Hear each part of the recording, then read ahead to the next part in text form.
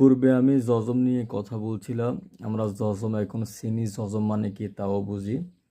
তবে এই 5টি হরফ ব্যতিক্রম হবে। এই 5টি হরফকে বলা হয় কলকলার হরফ। কলকলা মানে কি?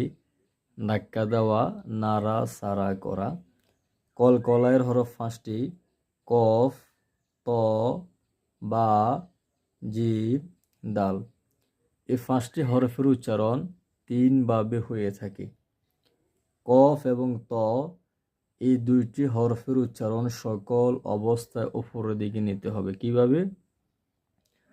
শর্ত হচ্ছে তাদের উপরে জজম থাকতে হবে, জবর জির পেশ অথবা তাসদিদ থাকলে কলকলা করে পড়া যাবে না। শুধুমাত্র যখন কফের উপরে জজম দেখবেন তখন আপনি কলকলা করে পড়বেন।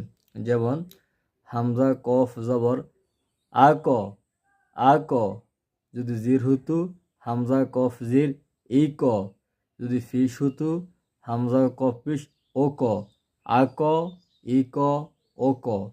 যদি এখানে আলিফ না এসে হামজা না এসে যদি অন্য একটি হরফ আসতো, লাম আসতো, তখন কীভাবে পড়তেন?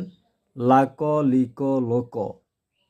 যদি বা আসতো বাক বিক বক। এইভাবে 29টি হরফ দিয়ে এইভাবে প্র্যাকটিস করবেন। ত এর উচ্চারণ সকল অবস্থা উপর দিকে। আত হামজা ত জবর আত, ইত হত, লাত লিত লোত, বাত বিত বত। এ বায়ের উচ্চারণ ওপরও যাবে না, নিচেও যাবে না, মাঝখানে থাকবে। এটা একটু ব্যতিক্রম। আবে, ইবে, ওবে, সাবে, সিবে, সোবে। জিম এবং দাল এই 2টি হরফের উচ্চারণ সকল অবস্থায় নিচের দিকে হবে।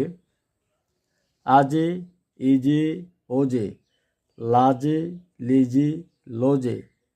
এই দাল হরফের উচ্চারণ সকল অবস্থায় নিচের দিকে হবে। আদে, ইদে, ওদে। যদি এখানে আসে কফ আছে কদে, কিদে, কোদে।